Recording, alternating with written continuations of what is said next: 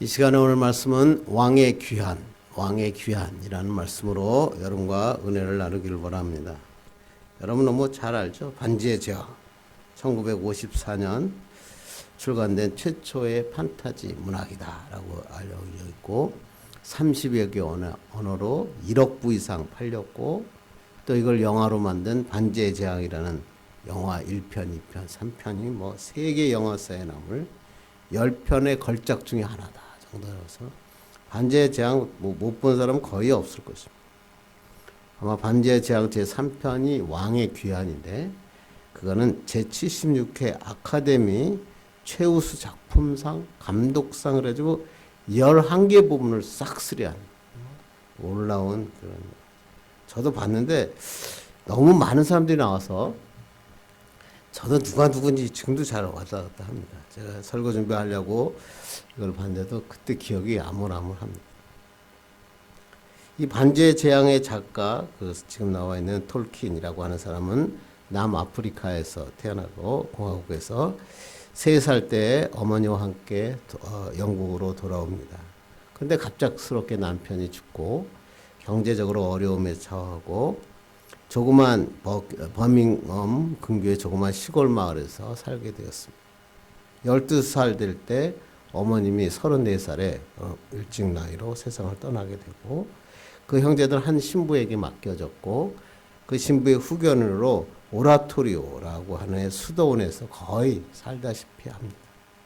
그러면서 이 톨킨이라고 하는 사람이 기독교 신앙을 뿌리 잡고 형성됩니다. 그래서 이 반지의 제왕에는 기독교적인 요소가 굉장히 많이 있습니다. 그래서 심지어는 반지의 제왕에서 만난 하나님이라고 하는 책까지 출판될 정도로 이 반지의 제왕에는 많은 신앙적인 요소가 끼어 있습니다. 여기 반지의 제왕의 반지라고 하는 게 뭐냐면 절대 권력을 의미하죠. 이 반지만 끼면 전 세계에서 무엇을 하든지 다 마음대로 할 수 있는 권력 그리고 힘이 있는 게 반지였습니다. 그래서 이 책의 제목이 반지의 제왕. 그런데 이 반지는 이 권력과 능력과 부귀와 영광만 있는 게 아니라 세상의 모든 악이 그 반지 속에 공존하고 있습니다. 근데 이 마지막에 이 반지가 흘러 호빗 쪽이라고 하는 아주 키가 작은 사람의 나라에 포르도라고 하는 사람에게 넘어가고 이 포르도도 이 반지를 껴보니까 능력을 알게 됐는데 그것을 보다 보니까 악과 함께 있다는 것을 깨닫게 되고 이것을 용광로에 버리기로 결정합니다. 그래서 원정대를 꾸며서 반지를 용광로에 버리려고 하고 골룸이라고 하는 코미디언 인두가 맨날 이 모습을 해갖고 인기를 끌었던 적이 기억이 나죠. 이 골룸이라고 하는 사람이 이 반지를 가지고 그 반지를 가다가 손가락까지 잘리면서 그 반지와 함께 용광로에 빠져 들어가게 되죠. 그러면서 결국 이 호빗 쪽의 포르도는 자기 고향으로 돌아오게 되고 수천 년, 이 소설에 의하면 3000년 동안 이어진 전쟁이 끝이 납니다. 그리고 이 끝이 나고 아라곤인 왕의 귀환을 알리게 되고 그 다음에 이 아라곤은 성대한 왕의 귀환을 통해서 새로운 왕으로 국왕으로 추대되는 그러면서 이 모든 영화 소설이 끝나고 있습니다. 이 이야기는 보면 기독교 신앙의 그 톨킨스의 신앙을 많이 볼 수 있죠. 아담의 타락으로 시작된 전쟁, 죄성의 상징인 절대 반지. 그것에 예수 그리스도의 재림을 통해서 완전히 없어지는 상징적으로 이 왕의 귀환은 예수 그리스도의 재림을 의미한다라고 이야기하고 있는 것입니다. 특히 세상의 절대 힘이라고 생각했던 이 반지는 이 반지의 힘을 거부하지 못한 사람들에게는 굴레가 돼서 반지에 속박되어 살게 된다는 것을 보여주고 이 반지가 파괴되고 정말로 진정한 왕의 귀환이 있을 때 행복한 삶을 살 수 있다라고 하는 이야기입니다. 그렇습니다. 성경에서도 진정한 왕의 귀환은 뭐냐면 예수 그리스도께서 만왕의 왕으로 다시 오시는 것. 그것을 갖다가 우리는 왕의 귀환이라고 그러죠. 세상의 모든 권력과 힘이 다 무너지고 하나님의 능력으로 하나님의 나라가 세워지고 진정한 행복과 축복의 역사가 있는 새로운 왕, 그러한 나라가 세워지는 것이 왕의 귀환. 역사적으로 보면 나폴레옹 황제도 실제로 귀환한 적이 있죠. 그렇다 황제의 귀환이라 그럽니다. 1815년 엘바섬을 탈출해 파리를 향해서 진군하고 그 왕은 국왕궁의 왕은 황해 만세를 거치며 투항합니다. 그에 따라서 루이 18세는 도망가게 되고 황제의 귀환을 하게 됩니다. 이 화려한 귀환 앞에 반대적으로 독재자 괴수가 파리에 도달했다. 반대하는 자도 많이 있었습니다. 황제의 귀환은 찬성하는 자도 있었고 반대하는 자도 있었다는 것입니다. 그런데 오늘 본문의 성경에서도 보면 다윗 왕이 예루살렘으로 귀환합니다.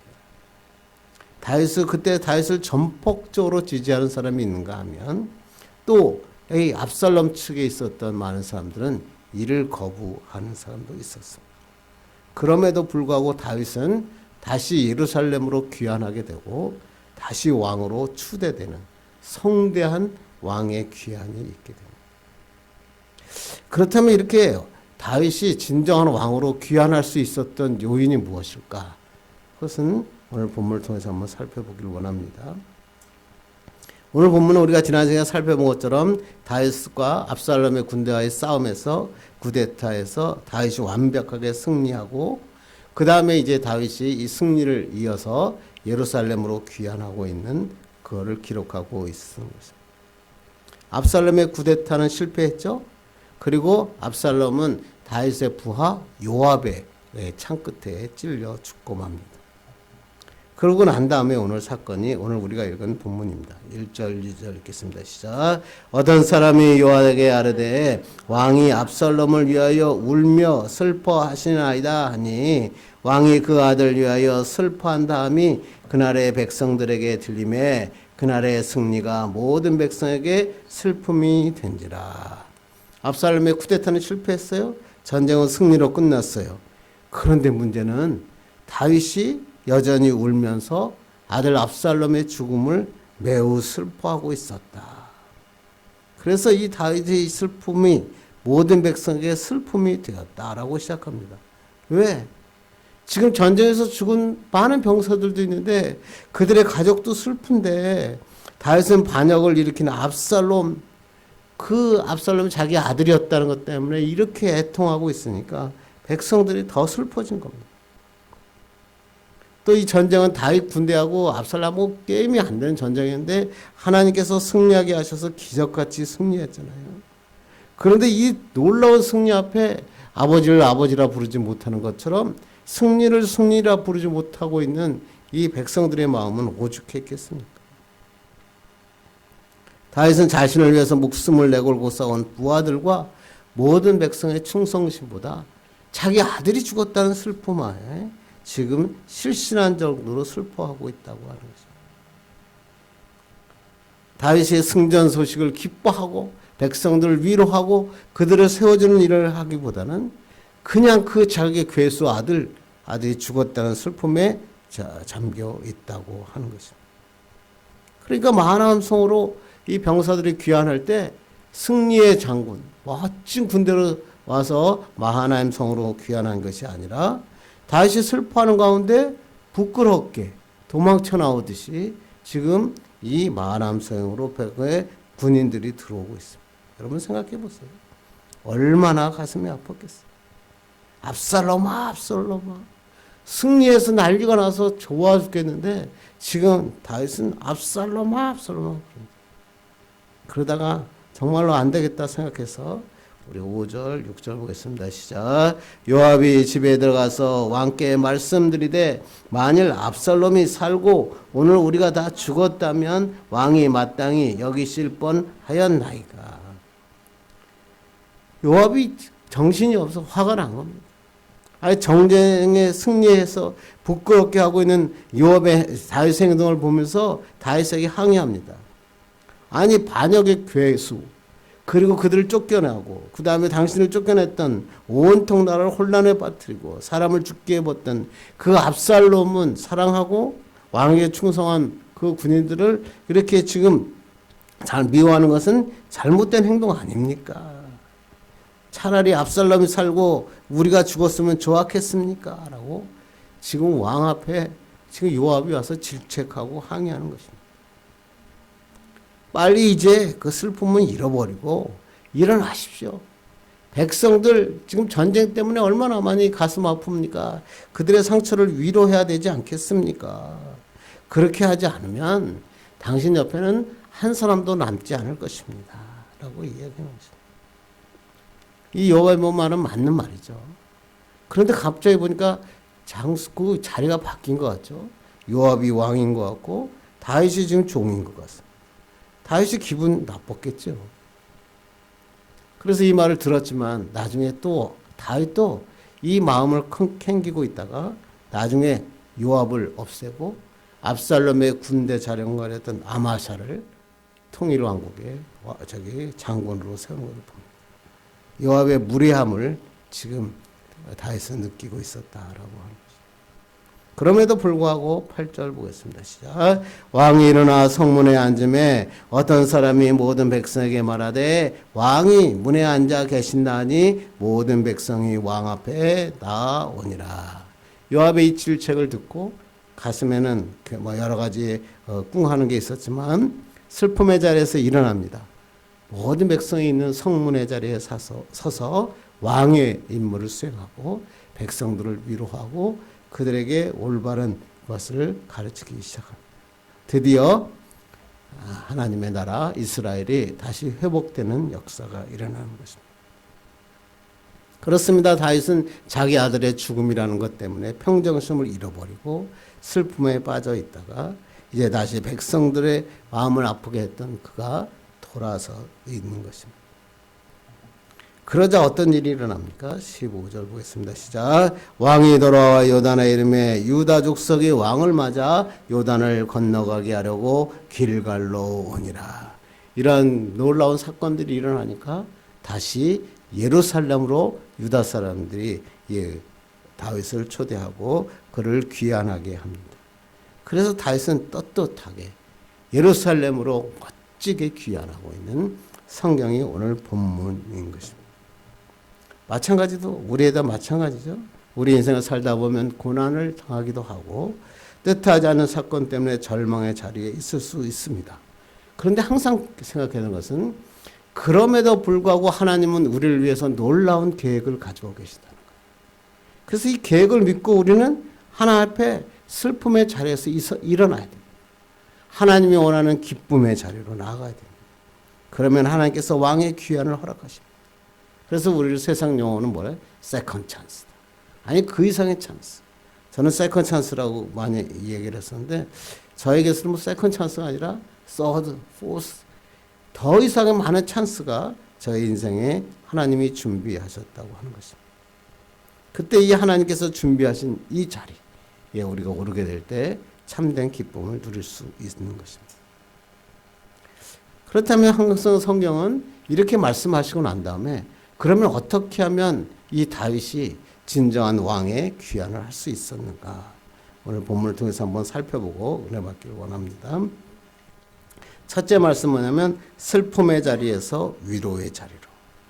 진정한 왕의 귀환을 이루기 위해서는 개인적인 슬픔의 자리에서 벗어나서 다른 사람을 위로하는 자리에 서야 된다.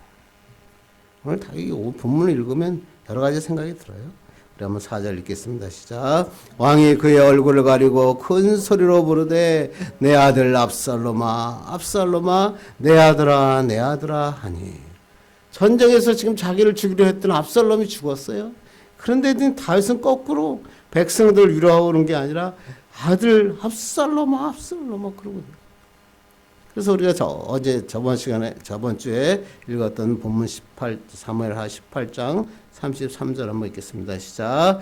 왕의 마음이 심히 아파 위층으로 올라가서 우니라. 그가 올라갈 때 말하기를 내 아들 압살롬아 내 아들 압살롬아 차라리 내가 너를 대신하여 죽었다면 압살롬 내 아들아 하였더라.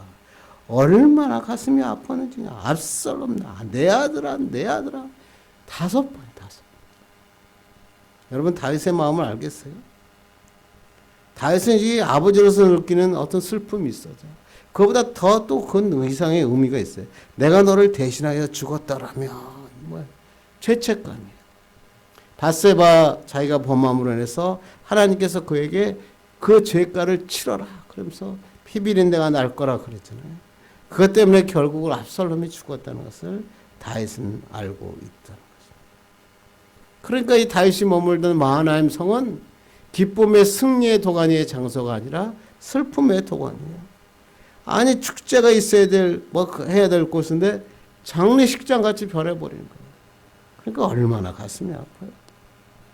승정을 울며 입성한 게 아니라 정말 패전한 사람들이 온 것처럼 온통 그 마하나임 성은 슬픔에 잠겨 있다는 것입니다. 뭐가 중요한 거죠? 다윗은 지금 아버지의 자리로가 중요하지 않아요. 아버지의 자리에서 벗어나 왕의 자리로 있어야 된다. 아들 죽은 건 슬퍼져. 그러지만 그는 반역자입니다. 그것은 이제는 그 한 아들의 아버지로서가 아니라 한 나라의 왕으로서 자리를 지켜야 되는 것입니다. 백성들의 승리를 축하해주고 그들의 마음을 위로해주고 그들을 도와줘야 되는 왕의 자리에 있었다. 만약에 저는 이걸 보면서 그래요. 다윗이 이렇게 아버지로서 아버지의 자리를 지키기 원했다면 암논이 그의 누이 동생을 범했을 때 암논을 그냥 불러가지고 그 자리에서 책망하고 거기에 대한 죄가를 치르게 처벌했다면 이런 전쟁이 일어나지 않았겠죠. 압살롬이 암논을 죽일 일도 없고 압살롬이 반역할 일도 없었다는 거죠. 그게 아버지의 자리죠. 압살롬이 쿠데타에서 쫓겨났다가 이방 나라에 있다가 들어왔을 때 그때 압살롬을 보고 그 자리에서라도 압살롬에게 너는 그렇게 하면 안 된다.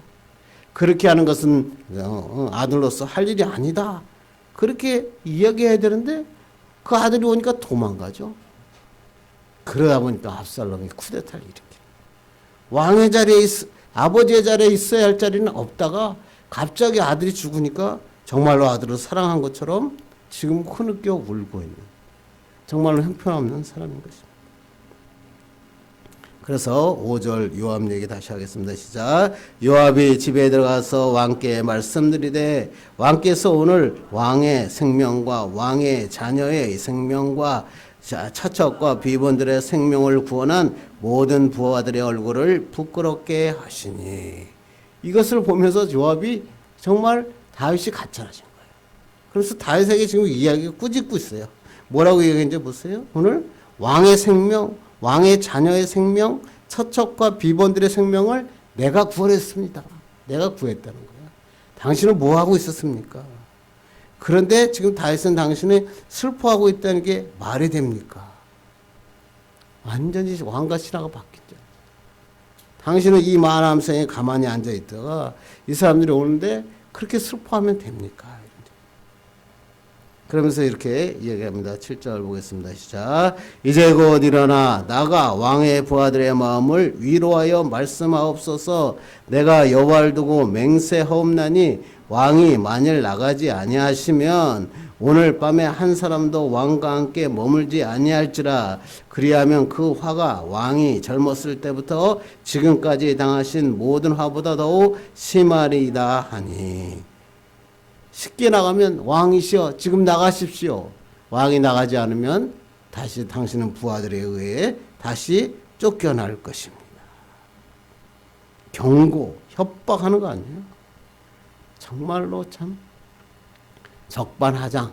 정말 이건 뭐 완전히 위계 질서가 바뀌고 있는 거예요. 참 어려운 시간이죠. 다윗은 그때 이 요압의 말을 듣고 그때서야 정신을 차립니다. 슬픔의 자리에서 일어납니다. 백성들을 위로하는 위로의 자리로 가게 됐다라고 이야기하는 것입니다. 그래서 오늘 8절 다시 한번 읽겠습니다. 시작. 왕이 일어나 성문에 앉으님에 어떤 사람이 모든 백성에게 말하되 왕이 문에 앉아 계신다니 모든 백성이 왕 앞으로 나와 온지라. 요압의 말을 듣고 다윗이 슬픔의 자리에서 백성들을 위로하는 위로의 자리로 왕의 자리로 옮겼을 때 백성들은 기쁨이 넘쳐나게 되었다. 이스라엘이 다시 정상으로 돌아가게 되었다. 참 다윗은 이렇게 악한 곳에 빠지고 연약하기도 하지만 하나님의 은혜가 일어나면 회복력이 굉장히 강한 왕인 것을 우리가 볼 수 있다고 하는 것입니다. 이제는 아들의 죽음의 슬픔의 자리에서 벗어나서 하나님의 은혜로 하나님이 이기게 하신 능력을 가지고 백성들을 위로하며 본연의 왕의 자리로 쓰게 되었다. 우리도 마찬가지죠. 우리가 살아가는 동안 너무나 큰 감정적인 고통, 문제 때문에 살다가 도무지 미래의 길이 열리지 않아서 답답해 보일 때가 있다는 것입니다. 자꾸만 또 아버지의 자리와 신앙인의 자리로서 분간이 안 될 때가 있습니다. 그 아들에게 지금 신앙을 가르쳐야 되는데, 말씀을 말씀대로 살라고 가르쳐야 되는데 이 자리를 놓칠 때가 있다는 거예요. 그래서 자꾸만 그 아들을 위해서 가슴 아파만 하지 그 아들이 제대로 갈 수 있도록, 압살롬을 처음부터 제대로, 암논을 처음부터 제대로 했다면 아들도 잃어버리지 않았을 텐데 그 자리를 분간하지 못할 때가 있다는 것입니다. 그랬다 할지라도 중요한 건 뭐예요? 이제는 그러한 자리에서 벗어나서 하나님이 원하는 자리로 옮기셔야 된다. 어떤 감정 때문에 그냥 그 아들의 아버지라고 하는 그 자리에서 벗어나서 하나님께서 원하시는 그 자리, 많은 사람들에게 하나님의 영향력을 미치는 자리로, 사명의 자리로 옮길 때 축복의 역사가 일어난다 하는 것을 오늘도 우리에게 보여주고 있습니다. 두 번째 해야 될 일은 뭐냐면 일어나 사명의 자리로 가야 된다. 진정한 왕의 귀화를 이루기 위해서는 첫째, 슬픔의 자리에서 사람들을 위로하는 위로의 자리로 옮겨야 될 뿐만 아니라, 성문으로 옮겨야 될 뿐만 아니라 이제는 그 자리에서 일어나서 다시 하나님께서 나에게 허락하신 사명의 자리로 나가야 된다. 오늘 13절 읽겠습니다. 시작. 너희는 또 아마사에게 이르기를 너는 내 권력이 아니냐? 내가 요압을 이어서 항상 내 앞에서 지휘관이 되지 아니하면 하나님이 내게 벌 위에 벌을 내리시기를 바라노라 하셨다 하라 하여. 다윗은 이제 노골적으로 이제 일어나서 왕의 귀환을 위해서 압살롬 편에 서 있던 사람들에게 햇볕 정책을 펼칩니다. 압살롬 군대의 총사령관이었던 아마샤를 요압의 자리에 세운 것입니다. 그래서 이제 이 북쪽, 이 압살롬 편에 섰던 북쪽 지파들의 마음을 다시 안정시키고 돌이키는 것입니다. 이것은 뭐냐면 이 아마샤를 내성으로서 그를 따랐던 유다 지파들이 모두 돌아오고 반역했던 사람들이 다시 이스라엘 백성으로 모이는 역할을 하는 것이었습니다. 또 그 한편으로는 요압의 무례함에 대한 거기에 대한 징계로 지금 다윗을 향한 것으로 봅니다. 이러한 햇볕 정책이 통했습니다. 14절로 15절입니다. 시작. 모든 유다 사람들의 마음을 하나같이 기울게 하며 그들이 왕께 전가를 보내어 이르되 당신께서는 모든 부하들과 더불어 돌아오소서 한지라. 왕이 돌아와 요단에 이르매 유다 족속이 왕을 맞아 요단을 건너가게 하려고 길갈로 오니라. 유다 지파에 대한 다윗의 햇볕 정책은 유다 사람들의 마음을 움직였고 압살롬을 따랐던 사람들의 죄를 내가 묻지 않겠다라고 하는 다윗의 마음을 읽게 됩니다. 그리고 그 반역의 선두에 섰던 아마샤라고 하는 압살롬의 군사령관을 이 다윗이 다시 임명함으로써 그들은 우리가 살 수 있다라는 생각을 하게 된 것입니다. 그것을 받아들인 유다 지파는 지금 다윗이 돌아오는 것을 신속하게 두었습니다. 그래서 다윗의 길갈까지 와서 다윗 일행이 빨리 이 예루살렘에 돌아올수록 귀환할 수 있도록 그들이 건너갈 수 있도록 그들은 돕게 됩니다. 그래서 다윗은 드디어 마하나임이라고 압살롬을 피해서 도망갔던 마하나임에서 돌아와서 자기가 원래 있던 예루살렘 성으로 귀환하게 됩니다. 그 사이에 보면은 이 예루살렘 성에서 압살롬에게 기름을 부어 왕으로 세웠거든요. 그런데 다시 이 사람들이 추진해서 이 다윗을 다시 왕으로 세우는 성대한 귀환식이 이루어지는 것입니다. 그런데 여러분 생각해 보세요. 예루살렘은 그렇게 행복한 도시가 아니었어요. 왜? 들어와 보면 수많은 문제들이 산적해 있습니다. 정말 그 전에 다윗이 다뤘던 평화롭고 은혜로운 예루살렘이 아니었습니다. 반란군, 그 압살롬의 반란군이 쑥대밭을 만들어 간 것이고 회복돼야 될 것은 너무나 많고 그것은 너무나 힘든 것이었어요. 그런데 다윗은 그 자리로 나간 거예요. 왜 그럴까요? 하나님의 사명이니까.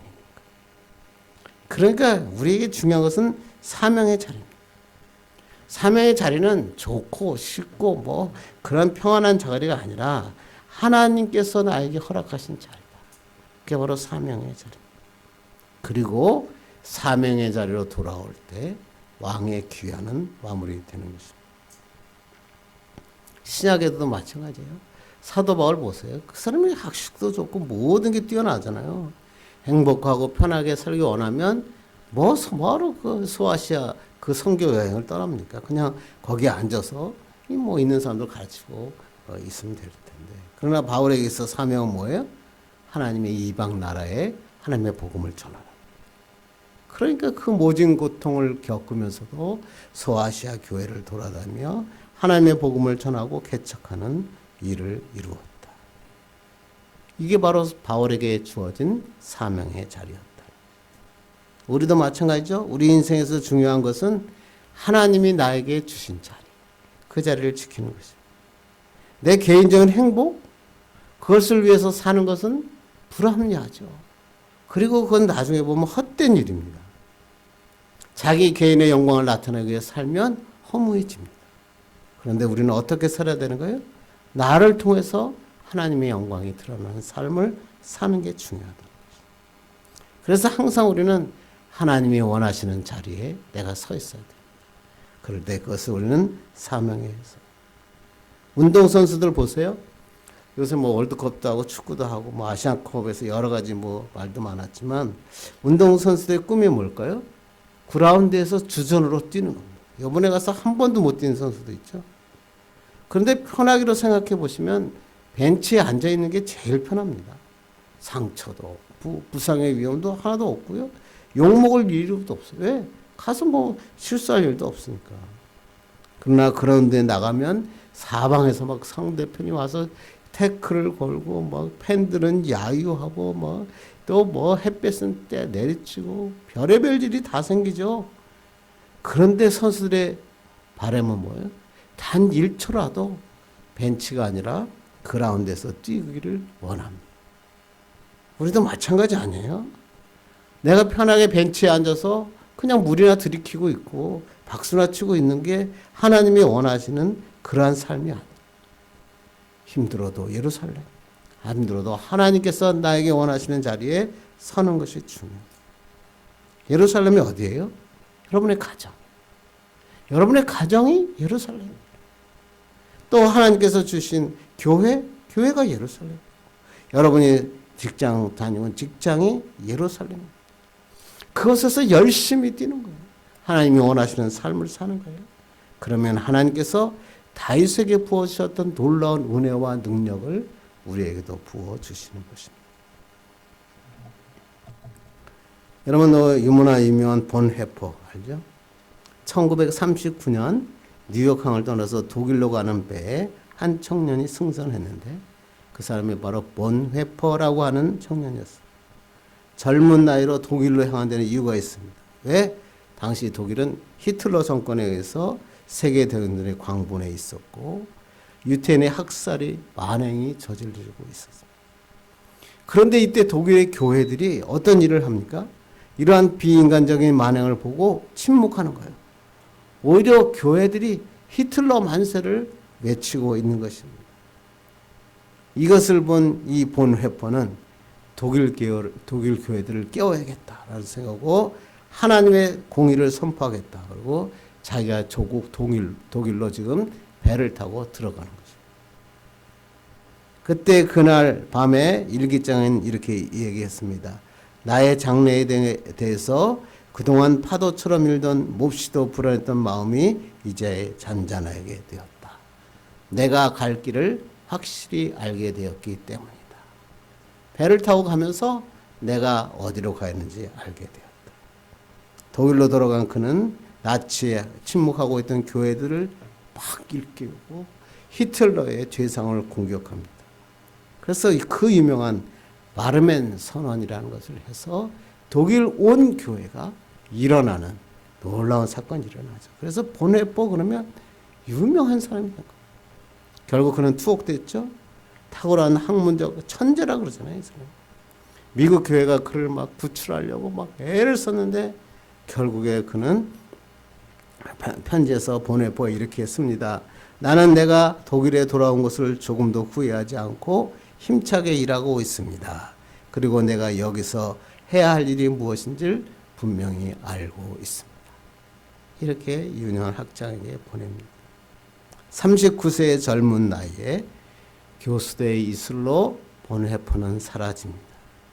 그러나 보네포는 행복한 사람이었고 성공한 목회자였고 독일은 다시 일어서는 기회가 되었다. 이게 바로 어떤 자리예요? 사명의 자리. 하나님의 영광이 나타나는 자리. 자기의 행복을 위해서 사는 게 아니라 사명을 위해서 살 때 하나님의 능력이 나타나는 거죠. 그래서 우리도 저에게는 교회가 바로 이 사명의 자리겠죠. 여러분들은 가정이 사명의 자리죠. 여러분의 자녀들, 여러분의 가족들, 그 배우자들을 위해서 열심히 사는 겁니다. 그래야 하나님께서 합력하여 선을 이루시는 것을 우리 아들도 보고 우리의 배우자도 보고 우리의 직장도 보고 우리의 사람들도 보면서 야 하나님이 살아계시구나.